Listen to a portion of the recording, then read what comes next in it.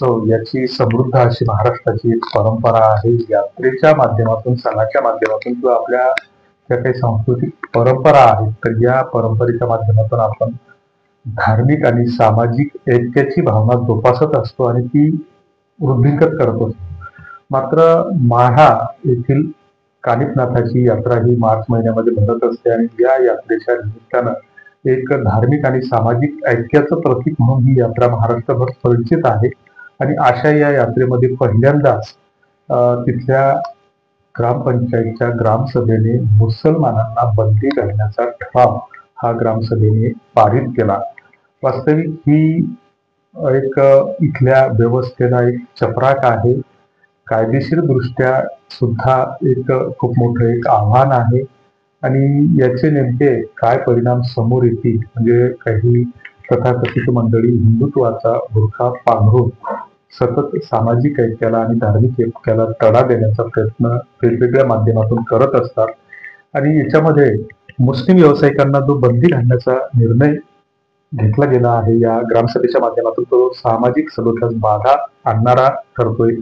मढीच्या जी कानिफनाथाची यात्रा आहे, तर या यात्रेला हिंदू मुस्लिम ऐक्याचं प्रतीक म्हणून महाराष्ट्रभर ओळखलं जातं. अनेक दशकांपासून या यात्रेत सर्व धर्मीय सहभागी होतात. मात्र धार्मिक परंपरा पाळण्याचा आग्रह काही स्थानिकांनी धरला. तो त्यांच्या श्रद्धेचा भाग असू शकतो, त्यांच्या आस्थेचा भाग असू शकतो, परंतु व्यावसायिक दृष्ट्या असा जातीय किंवा धार्मिक भेदभाव करणं हे राजकीय व सामाजिक प्रवाहाचा याच्यावर जास्तीत जास्त प्रभाव दिसत असल्याचं यातून स्पष्ट होतं.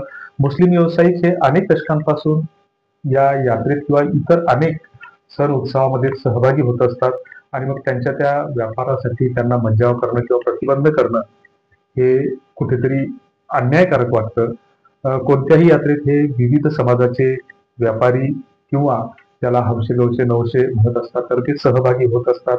ग्रामसभा ही स्थानिक निर्णय प्रक्रियेत एक महत्वाची भूमिका बजावत असते. मात्र घटनेच्या चौकटीत राहून या ग्रामसभेचे निर्णय घेणं उचित ठरतं आणि अनेकदा मग अशा निर्णयामुळे घटनादत्त अधिकारावर किंवा प्रशासनावर एक प्रकारे दबाव येतो आणि तो सामाजिक संघर्षाला निमंत्रण देऊ शकतो. अशा प्रकारच्या घटनामागे एकतर राजकीय किंवा धार्मिक ध्रुवीकरणाचं स्पष्ट संकेत असल्याचं या ठरावातून दिसून येतं. यात्रांमध्ये विशिष्ट गटांना बहिष्कृत करण्याच्या मागण्या ज्या वाढल्या आहेत. काही दिवसांपूर्वी एका राजकीय वादातून मुंडेवाडी या गावामध्ये एक वंजारी समाजाच्या वतीनं मराठा समाजावर बहिष्कार टाकण्याचा निर्णय घेण्यात आला होता आणि त्याची तात्काळ प्रशासनाकडून दखल घेण्यात आली होती. आणि मग आता या घटनेवर सुद्धा प्रशासन नेमकी काय भूमिका घेणार, म्हणजे या निर्णयामुळं जे स्थानिक ग्रामसभेचे जे काही अधिकार असतात, तर ते त्या गावापुरते मर्यादित असतात. मात्र असा सामाजिक किंवा धार्मिक विषयांमध्ये हस्तक्षेप करणं हे उचित ठरणार नाही. त्यांनी तिथल्या ज्या सरपंचांनी मरकट नावाच्या जे स्पष्टीकरण देताना सांगितलं की अनेक गावच्या अनेक तक्रारी आमच्याकडे आल्या होत्या की अवैध व्यवसाय हे यात्रेत मुस्लिमांच्या माध्यमातून होत असतात. मग त्याच्यासाठी पोलीस प्रशासन आहे, पोलीस प्रशासनाने याला प्रतिबंध करणे गरजेचं आहे. मात्र ते तसं न करता, पोलीस प्रशासनावर दबाव न आणता असे निर्णय घेणं हे एकतर धार्मिक दृष्ट्या तेढ निर्माण करणारे असू शकतात. भारतीय राज्य घटनेला आव्हान देणारे किंवा घटनेच्या चाकोरीच्या बाहेरचे हे निर्णय ठरू शकतात असं आम्हाला वाटतं. तुम्हाला काय वाटतं ते कमेंट बॉक्समध्ये नक्की कळवा.